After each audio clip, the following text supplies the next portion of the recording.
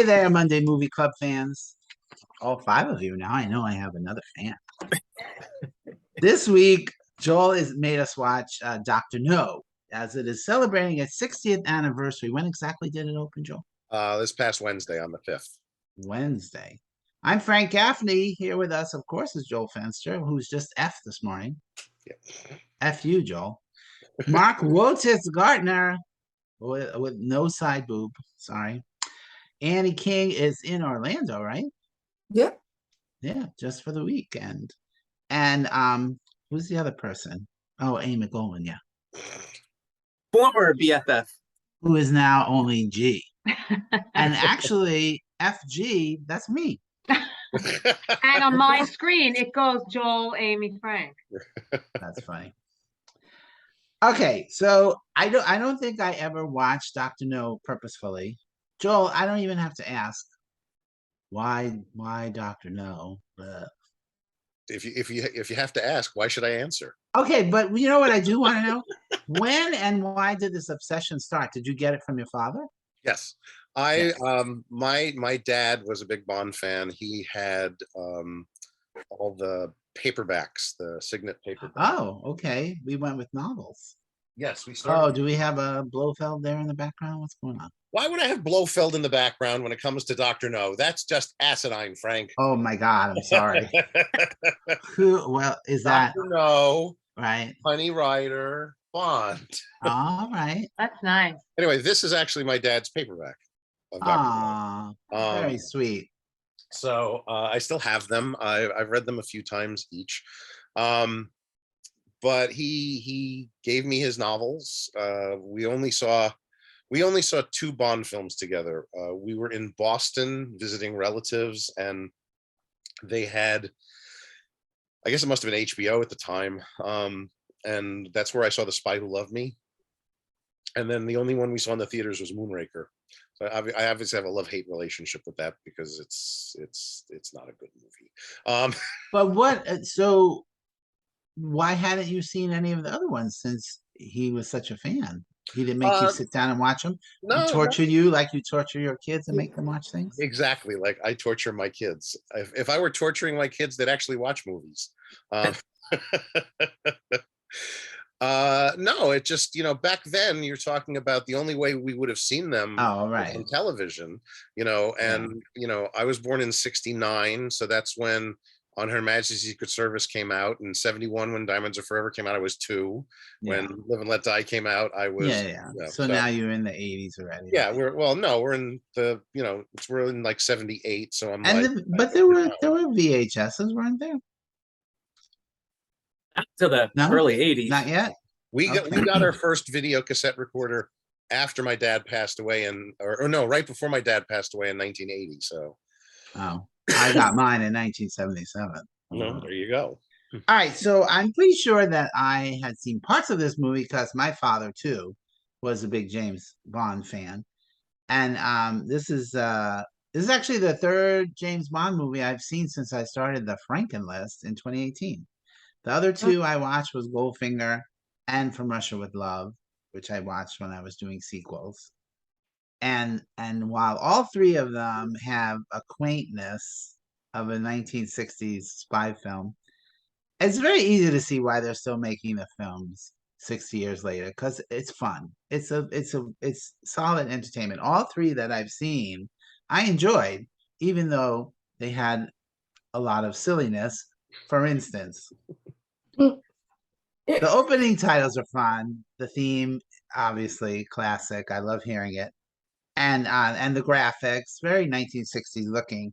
And as Joel noted this week in his Bondaphernalia that we got on Facebook, I think there were like 51 posts in one day, right? No, but okay. No, it was like 20. All right. It was actually because it was Bond Day. That's okay. No, I counted. There were 20 Bond posts. Yes.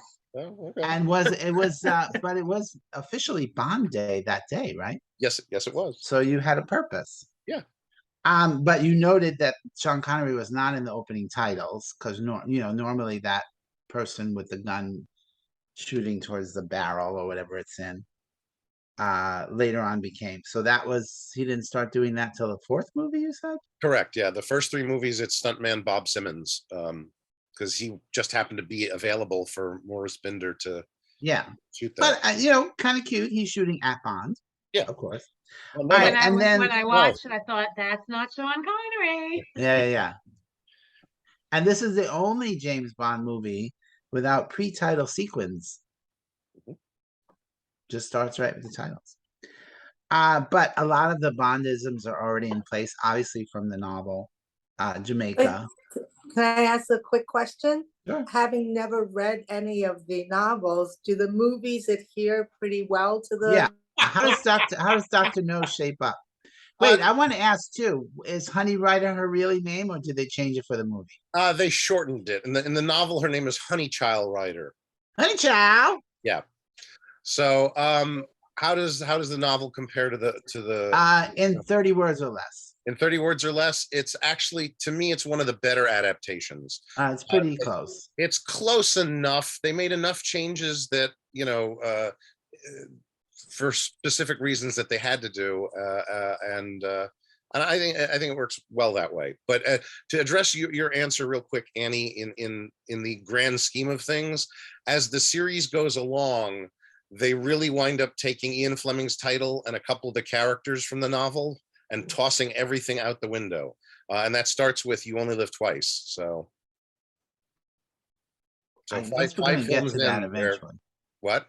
I guess we'll get to that eventually. We might. All right. So other novels worth reading? They're better. They're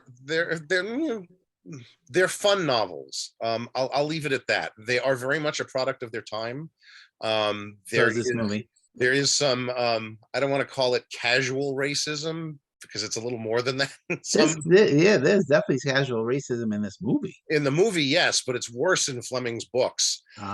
Fleming had some problems. But I think it was society as a whole at the time had some problems. Oh yeah, of course. Yeah. Okay, so this is 1962, and the thing that I don't get, there was like some really clumsy editing things, like when the lady with the white dress that was the radio operator, when she gets shot, there's like a few frames missing. That's actually just as she gets shot. Are they editing two bits together and it just looks clunky? It at the time, Peter Hunt, who's the editor, was kind of like he was trying out a new style, and today it looks really bad. It looks like they messed up. Yeah, but he's cutting in such a way where he's cutting on movement, he's cutting on action, and those are things you didn't normally do back then.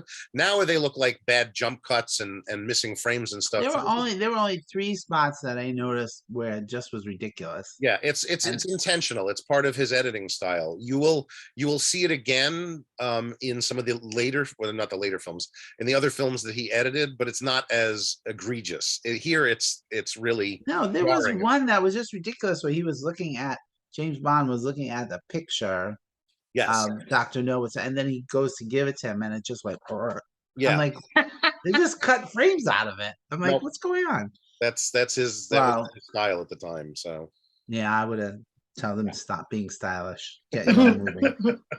I think it was too late, and he went, "Oh shit! I just got to say, it's my style." Exactly. Yeah, very possible with him. Oh, I missed a few frames. All right.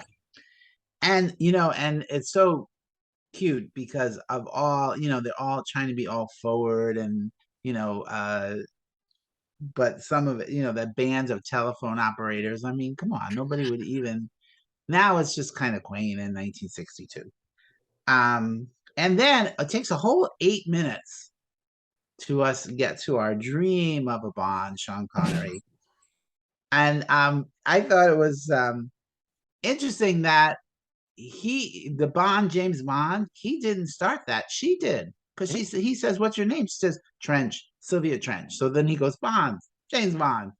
So he was just mimicking her. And then it became a thing. Lois Maxwell is there.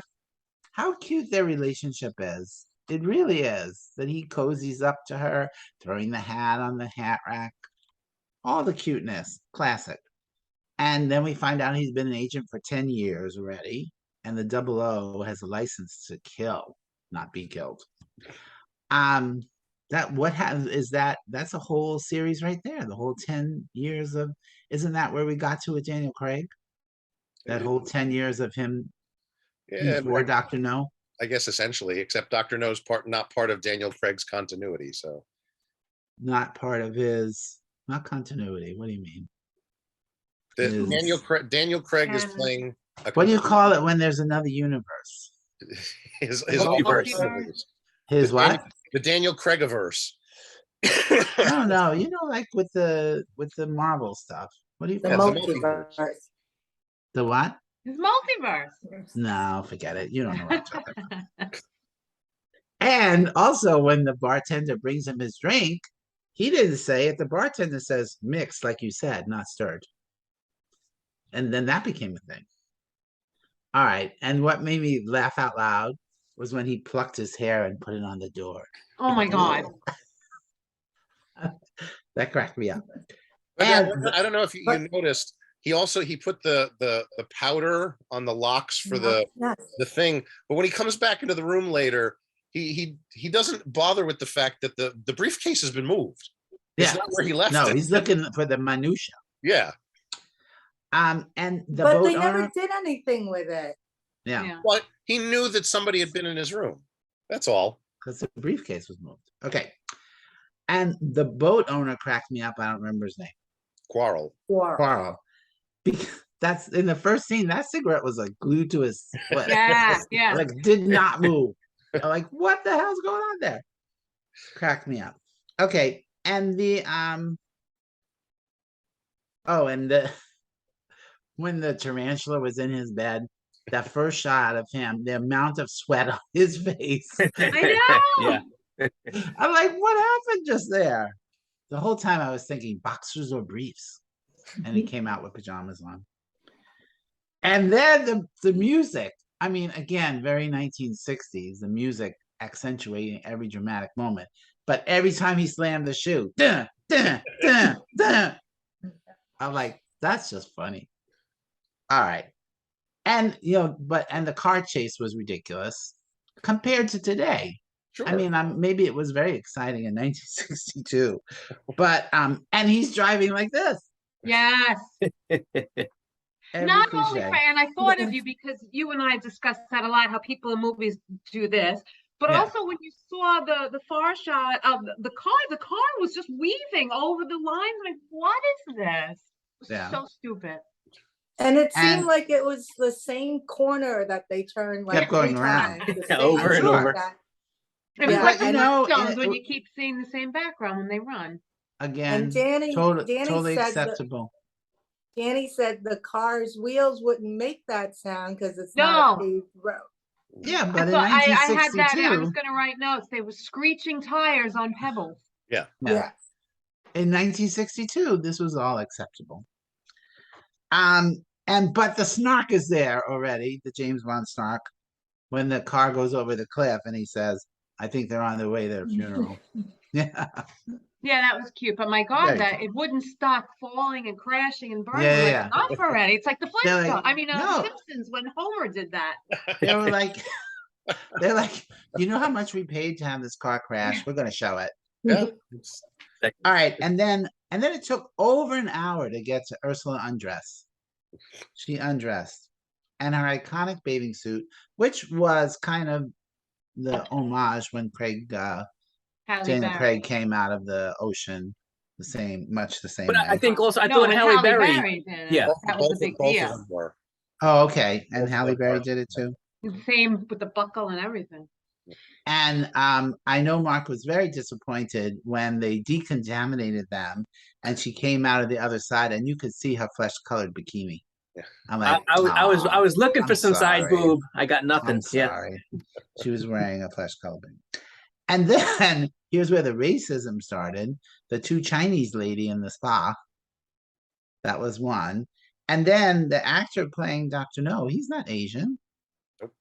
and it looked like they kind of taped his eyes down so he would look Asian. I thought the same thing with Miss Taro. Taro, very Hawaiian Asian kind of name. She was Both of not them, Asian. no, Yeah. both of them are not Ridiculous. Asian, Yeah. and although admittedly, with Dr. No, he's half Chinese, half German. So He whatever. still looks so weird. And when I looked him up, the pictures of him, he was a good-looking guy. In this movie, he looked. Ugh.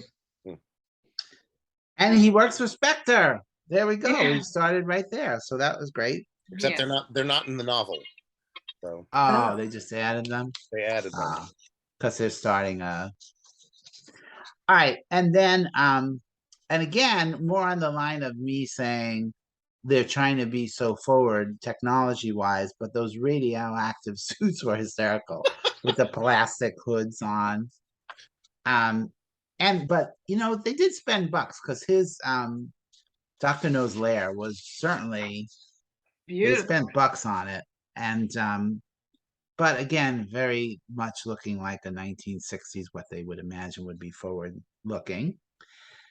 But after all of that, I'm just making fun. But in my best Gene Shalit impersonation, just say yes to Dr. No. Because I really enjoyed it. Even with all those silliness, I'm giving it 3.5 stars. Aim, did you love it? No. No. Just say no to Dr. No. The only other Bond movie I actually ever saw, and why I saw this in the theater at age 11, was The Spy Who Loved Me. And all I remember from that movie was Jaws. And I remember seeing him on screen. So I know I saw it. So I basically never saw a Bond movie. And I've always wanted to. I just never did. So it's on my You're CBS welcome. list. And I remember asking you, Joel, Wait, which one should I watch? Were you at The Spy Who Loved Me with Joel? Because he saw that in the movie there. No, Yeah. I didn't see that. I did not see that in the movie theater. I said Oh, I not saw that it one. on HBO at somebody's house. Right, sorry. right.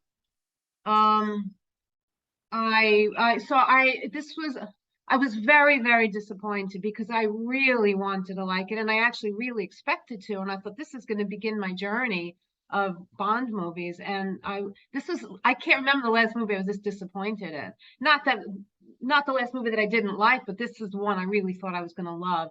So I just thought the acting of all of the really minor characters was so bad. And I know it was 1962, but they were so bad. And I wasn't really excited about it. I found parts of it boring. So I really don't have much more to say. I'm only giving it 2 stars. I'll give it 2.25 stars. By the way, Amy, that's 2 Richard Kiel references 2 weeks in a row. Yeah, I remember there was something last week. He was He was in the gym. He was in the gym. He walked by. Yeah. Right, right. Well, this was his era, obviously. What and that extra quarter star is just for Joel's benefit, I assume. Maybe because it began such an incredible franchise that's lasted so long. So I'll give it its props. But how would you know that if you've only seen one other movie? Because I know some of them are supposed to be great movies. She knows they exist. Yeah, but she may hate them as much as this one. That's true.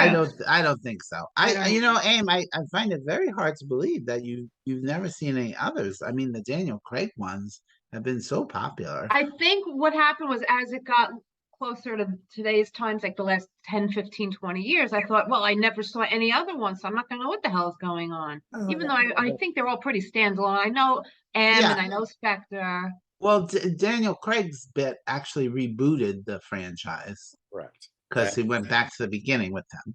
And okay. Daniel Craig's 5 films are interconnected. If you decided to pick up watching Skyfall, you'd miss a few nuances here and there, but those can be watched in order. The rest of them, quite honestly, even though technically Connery and Lazenby and Moore and Dalton and Pierce Brosnan are theoretically all playing the exact same character, you got to fudge with the years and the ages and stuff like that.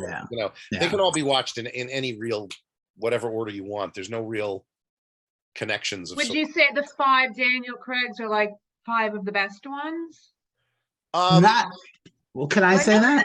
Can I say that? Not ahead. Necessarily, but I think you would enjoy them the most because they're the most up to date. Yeah, if that's what I think. And that's true for me. And 2 It's of a lot them are there. definitely up there. The other 3, it's going to Yeah. depend on who you are and your mood and such. So Yeah, Okay. yeah. But they're definitely like the new Doctor Who. They definitely reinvigorated the series and are much more watchable for today's audience than everybody else. Okay. All right. So Annie King, when did you watch this if you're in Orlando? I watched it last night. Okay. Shouldn't you be out partying somewhere? No, it was a open bar brunch. So that Oh, pretty well, there much you go. There's the party did right me there. in. Yeah.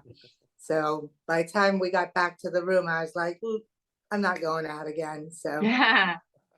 yeah, we did. All We right. did. So now you're drunk watching a James Bond movie. Yes. And I am actually a Bond fan. Oh, So good. Yeah, I Annie first loves her started- spy stuff. yeah, when I first started, it was Roger Moore. So I grew up in the Roger Moore era of Bond, and And she says error with an R at Error. the end. and I like watching them. I always have. So I've seen a lot of them. Had you know, seen I this guess- one? No, I haven't seen the old ones. I've seen things moving forward from Roger Moore, and I might have skipped one or two here or there, depending on the year because of kids and whatnot. But I've seen most of them, I would say, and I enjoy it. And I was surprised when they didn't have that big opening sequence. I'm like, where's my big open sequence? You know? I thought this one was a little slow and a little long, like too long. Some of the things just went on a little too long, like the car scene, the chase and everything. It was quaint, it was cute. They didn't, one of the things that I love about it is all the little gadgets. So they didn't have gadgets in this Right. one. So No, when did the no. gadgeting start? technically the next movie, when Oh, okay. Q brings in the briefcase that explodes and it's got the rifle in it, and that the Is that part of the books or they added that too?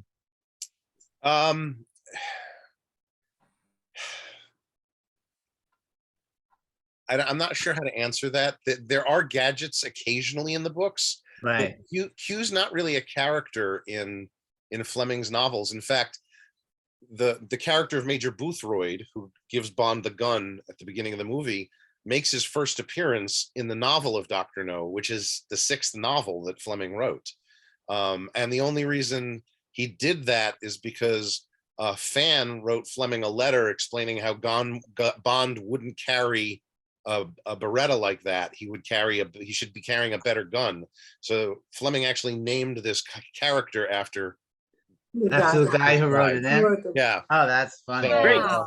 yeah, but I mean, there are some gadgets here and there, but nothing like in the films. So Oh, wait, Yeah. what kind of car was he driving?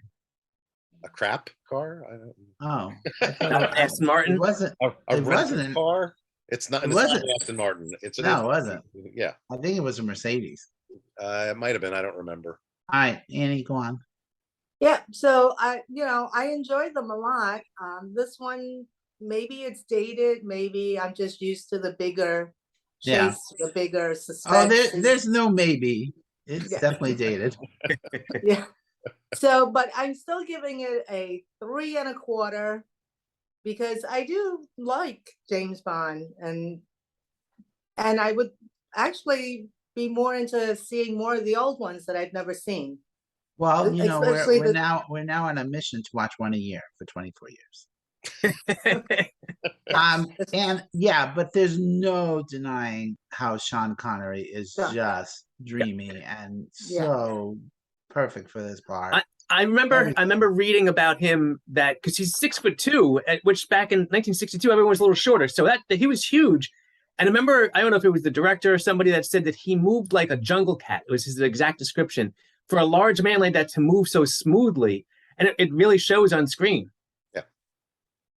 Yes, I haven't seen a lot of the Sean Connery ones, so I would go back and watch them now that they're all on Prime, you said, right? Yeah. Yeah.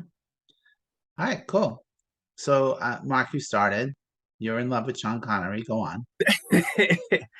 No, I would say it's probably about 8 years ago that Danielle and I we went on a mission and we watched every single one in order. That's some funny. of- You went on a mission. Yeah. Some of which we had help from Joel. We went over to Joel and Natasha's house, so we watched a couple there, and then we continued from home and so forth. And so I've technically seen every single Bond movie, but I don't love the franchise, but I do like it. Obviously, if I hated it, I wouldn't have done that. So for me, I remember not liking Doctor No that when I first started the whole series, kind of like what Amy was saying. Like I wanted to watch it, I wanted to really enjoy it. I remember being like, I remember the racism, but I have to say, this is my second time watching it, and I liked it better than I remembered. Danielle, not so much. I think it's also a case of they were just starting, so they had no idea what was going to play or not play, how things were going to, flesh out. So they were trying. This was the first. I don't think they exactly hit it out of the park, but I think they got a lot of it right. Agreed. And I thought for me, I thought the story moved well. And I'm sure at the time, I think, as you were saying, Frank, it must have been very fresh and new to see this type of action hero / spy, someone, with the snark, with the womanizing, the drinking, and violence, probably, for which at the time was probably considered very violent. Yeah. And and so much when he was wrestling with Dr. No and they were being lowered into that boiling thing, totally made me think of the 1966 Batman. I thought we just need a pow and a kaboom, and this is exactly what's happening right now. That's a few years later though, so yeah, I know. I will say though, even though I did enjoy it, I have to admit I found myself not paying attention as much as I should have. I was like, wait, so now they're on an island, and I could be wrong here, but something tells me that the three blind mice were not actually blind. I'm not sure. And so for me, I'm giving it 3 stars. Alert. Yeah, exactly. I'm giving it 3 stars, but I think on a standalone, it would be 2.75, very similar to what Amy said. I'm giving it the extra quarter for starting a franchise. That, I forgot what I was going to say. It was so clever and thoughtful and insightful. But okay, whatever. All right, Joel. I forgot to say I did love the dragon on the island. Oh yeah, trying to know what that was, and then we finally saw it. That's exactly what I was going to say. The No, just the very fact that it was 1962 and the audience wasn't as sophisticated, so things had to be explained to them, and that's why some things are drawn out in a way that we're not comfortable with today, because we're much more sophisticated about how things work. And so and again, because it has so been parodied, that kind of lessens that if it's the first time you're seeing it, you've seen all of these other movies, you've seen all of the parodies of it, and that really does impact your first viewing, I think. Right, Joel? What's funny though is that I grew up never having seen one James Bond movie, but I grew up watching Get Smart, and I loved it. So when I actually watched it, I was like, oh, that's what this was parodying. I didn't even know at the time. Missed it by that much. Joel, don't you agree? I do agree. Actually, just to pick up on what you just said, Frank. If Amy at this point were to get around to watching You Only Live Twice, she's only going to be looking at Mike Myers as Dr. Evil once you finally see Blofeld, because that's pretty much what he looks like. Yeah. And I never knew that. Yeah. That's where it's from. If Lorne Michaels was Blofeld, that's what you'd have. So, I've seen the movie way too many times to count at this point, and that's pretty much other than like the last few films, which haven't been out long enough for me to see too many times to count. I've seen all of them too many times to count. I don't think that's true, Joel. I think you've seen them just enough times. You can stop now. I have a love for the character in the series, even with all the datedness to it. I think the word Joel meant was affinity. Affinity, sure, why not? I think you see a lot of the setup for how the series is going to continue in the film in so many different ways. You've got the Bond girl is there. You've got the villain with he's charismatic. I don't mind listening to what Dr. No has to say. He's got some great lines, and Joseph Wiseman, I think, delivers them. I liked him a lot. Wait, can we go over again what exactly happened to his hands? In the movie, his hands basically were destroyed through working with radioactive materials. Right. In the So now he novel, just has two fake hands. he replaced them with these metal hands. In the novel, Dr. No actually looks for the character of Dr. No in the novel is like 10 times more racist in his description, the way Fleming describes him. He's bald, he's got a Fu Manchu mustache. He refers to all of the Does he call him inscrutable? Does he what? Call him inscrutable? I don't believe so. I don't remember. I actually reread the book about a year ago, and I was shocked at some of Fleming's descriptions. The Chinese people that are living on the island of Jamaica, he refers to as Chigros. Chigros. I was Wow. holy, and that actually led me to research how long have people from China been a society On in Jamaica, yeah. and they've actually been there for there was a big society there, but I was like, that's just an awful term. Why would you do that? But anyway, in the novel, Dr. No had worked for the Tong, and he stole money from them. They caught up to him and they cut off his hands. And he doesn't actually have metal hands in the book. He has claws, like pinchers. And he's not working in a mine. He's working in a guano factory as his cover, and Bond covers him in bird shit. As villains go, his story's pretty, he wanted to work with the Americans, he wanted to work with the Asians, nobody wanted him, so now he's working. He was working with Spectre. In the novel, he's working for the Chinese government, but in the movie, he's working for Spectre because they wanted to not pinpoint any specific country, which makes sense. The interesting thing is that Dr. No was not the first book they wanted to film. They wanted to do Thunderball, but at the time there was a lawsuit in progress between Ian Fleming and a movie producer about the novel. So what was the first movie? I mean, the first novel? Casino Royale. Oh, okay. And we kind of got one of those in 1967. Yes, only because when Harry Saltzman got the rights to the Bond novels, that was the only one he could not get because Fleming had previously sold it to somebody else. Right.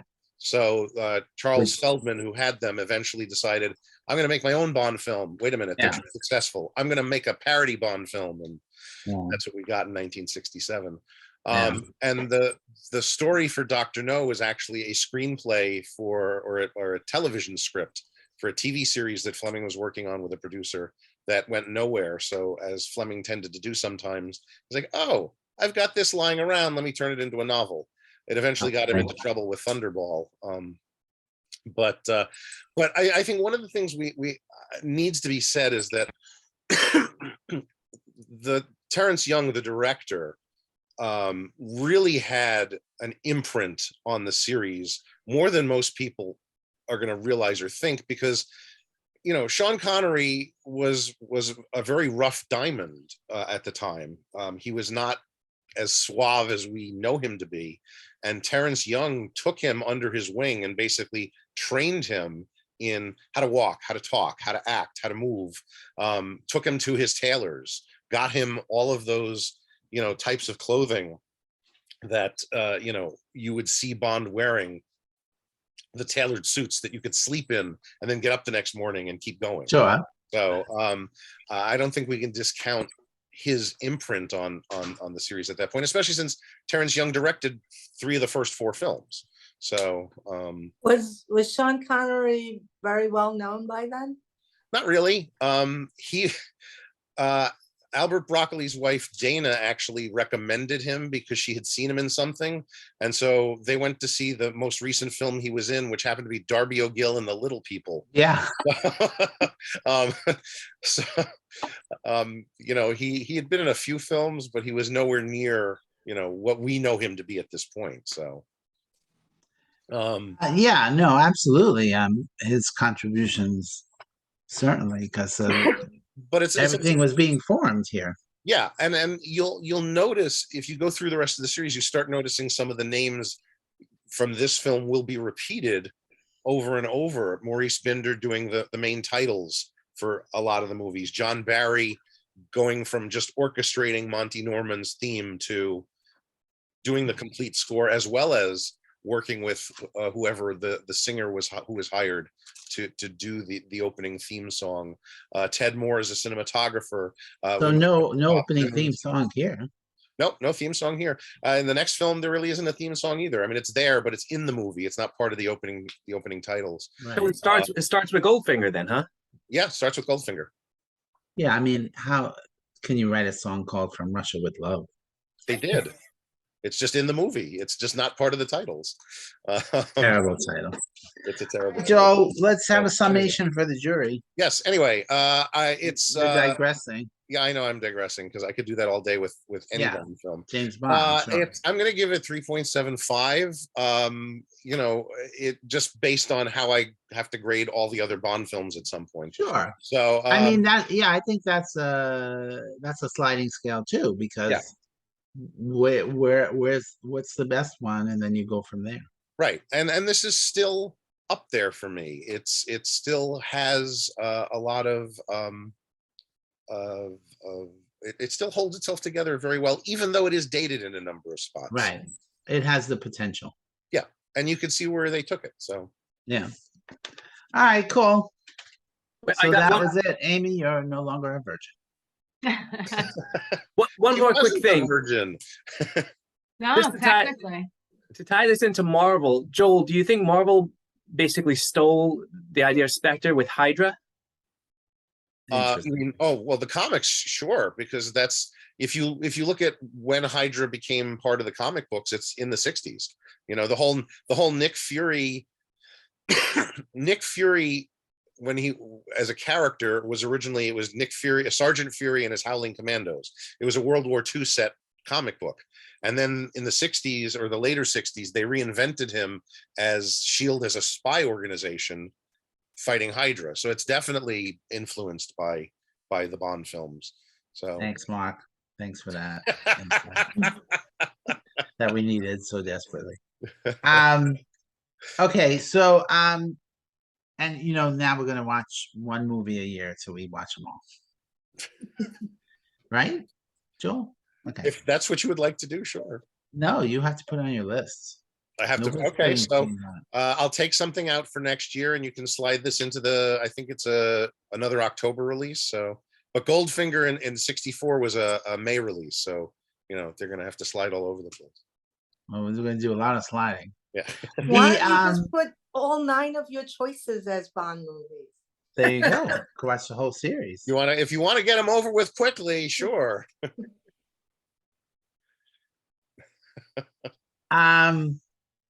Yeah, it's your choice, Joel. Whatever you want to do, we don't care.